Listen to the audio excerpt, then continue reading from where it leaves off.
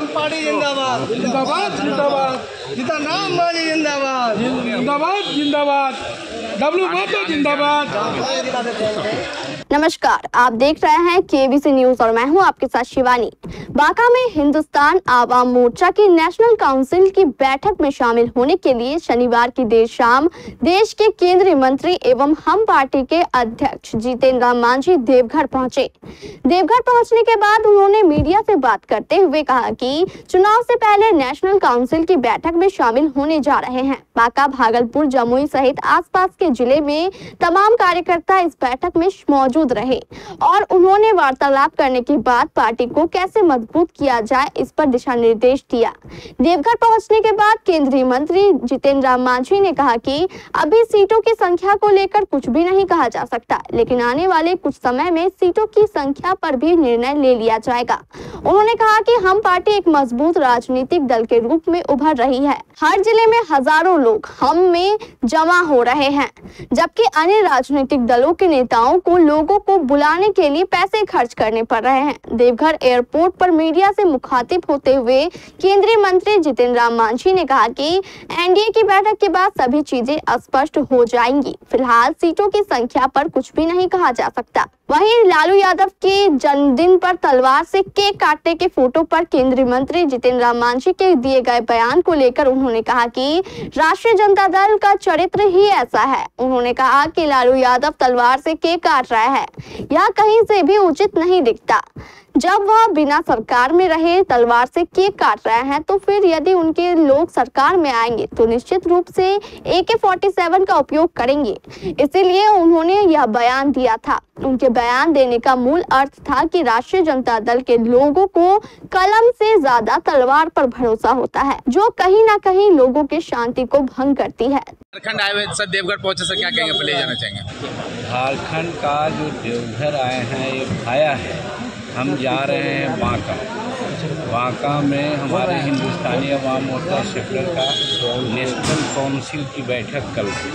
वो बैठक करेंगे और उसके बाद हम लोग और अपना अपना जगह पर जाएंगे। तो सिर्फ चुनाव है और हो सकता है कि हर साल ऐसा होता है कि नेशनल काउंसिल की बैठक अमुक समय में कर लेना चाहिए, तो उसको भी पूरा करने के लिए हम लोग बैठक करने जा रहे हैं। उसी पर्पज से हैं सर। एक मजबूत पार्टी के रूप में हम सर बिहार में उभरी है सर, क्या लगता है सर इस बार के आगामी चुनाव में कितने सीट पर सर आप दावा करेंगे सर?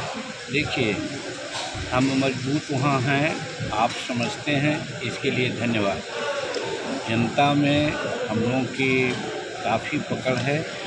हम लोग बिना बुलाए लोग 10,000 15,000 लोग आ जाते हैं।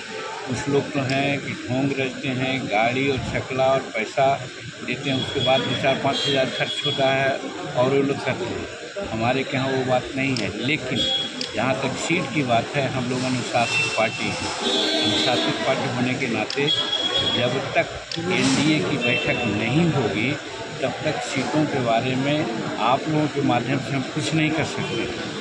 ऐसे हम लोग के आम लोग बोलते रहते हैं, उन लोगों की बोली को समझिए आप जी। लेकिन हम तो यही हैं कि क्योंकि हम अपने पार्टी का शीर्ष के नेता हैं, तो वैसी परिस्थिति में हम संख्या नहीं जुटा सकते हैं। लेकिन इतनी बात जरूर है, नरेंद्र भाई मोदी जी में विश्वास है, अमित शाह में विश्वास है, यहाँ नीतीश कुमार में भी विश्वास है। हम लोगों को सम्मानजनक स्थान मिलेगी सीट में। सर, आप देश के बड़े नेता हैं सर। हाल फिलहाल में आपका एक बयान आया है सर लालू जी को लेकर। आपने कहा कि अगर सरकार में आते हैं तो AK-47 से वो केक को काटेंगे, क्या कहेंगे इस पर? क्या कहेंगे सर? देखिए, इस बात को समझना चाहिए, उन लोगों का चरित्र ही कुछ ऐसा है कि जिसको समाज ठीक नहीं समझता है या दुनिया को दिखलाना चाहते हैं। अब जैसे हमने कहा कि जब वो अपने पार्टी में थे, उसमें बल्कि हम भी साथ थे उनके, और उनके उस कार्यक्रम में गए थे, लेकिन हम लाठी लेके नहीं गए थे। लाठी भंजाओ और तेल पिलाओ करके उन्होंने किया था। इससे क्या मैसेज देना चाहते थे? कलम पकड़ने की जगह पर उन्होंने लाठी पकड़ने की बात कही थी। उसके बाद अब जब उनका 78वां जन्मदिन था, तो वैसी परिस्थिति में उनको काटना चाहिए था कि एक शांति से समाज को देना चाहिए था, सिख की शांति से रहो, तो तलवार से काटना। इसका मतलब वो सोचे कि तलवारें बड़ी चीज़ है, बने अपना जो उनका पायट्स वैल्यू है, न्यूसेंस वैल्यू है, उसी में वो विश्वास करते हैं। तो उसी पर हमने कहा कि उस समय लाठी भंजवाए, आज तलवार से काट रहे हैं, अगर मौका मिलेगा तो हो सकता है AK-47 से वो अपना कटवावे। तो कहने का मतलब ये सब ऐसी चीज़ है जो समाज में दहशत फैला करके समाज में गलत बात फैलाना चाहते हैं। काम धाम से तो मतलब है नहीं। इसीलिए हमने कहा काम कीजिए, लोगों को पढ़ने लिखने की बात कहिए। उनके समय में न इंजीनियरिंग कॉलेज खुला, न मेडिकल कॉलेज खुला, पढ़ाई लिखाई की स्थिति खराब थी। आज नीतीश कुमार के समय में, आज नरेंद्र मोदी जी के समय में देखिए कि ऑपरेशन सिंदूर हुआ, समूचे संसार में डंका बज रही है कि हिंदुस्तान का फौज कहाँ से कहाँ जा रहा है। हम 5वां अर्थव्यवस्था में थे, आज 4था अर्थव्यवस्था में जापान को पछाड़ के आ गए। हम लोगों का संकल्प है कि 47 तक हम लोग एकदम समृद्ध राष्ट्र बने। और उन लोगों का संकल्प है कि कोई तरह से गद्दी पकड़ो, चाहे जैसे भी हो।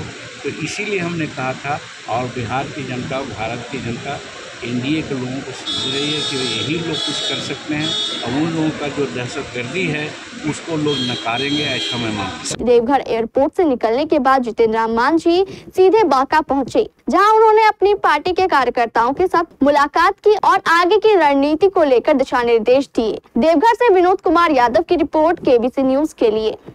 केबीसी न्यूज के सभी दर्शकों को सूचित किया जाता है कि आजकल आप फेसबुक पर केबीसी न्यूज की खबरें केबीसी न्यूज कटिहार पेज के बजाय केबीसी न्यूज 24/7 फेसबुक पेज पर देख रहे हैं। इसलिए आप दर्शकों से गुजारिश है कि जितना प्यार और स्नेह आपने KBC news Katihar Facebook page को दिया है, उतना ही स्नेह केबीसी न्यूज के 24/7 पेज को भी दे।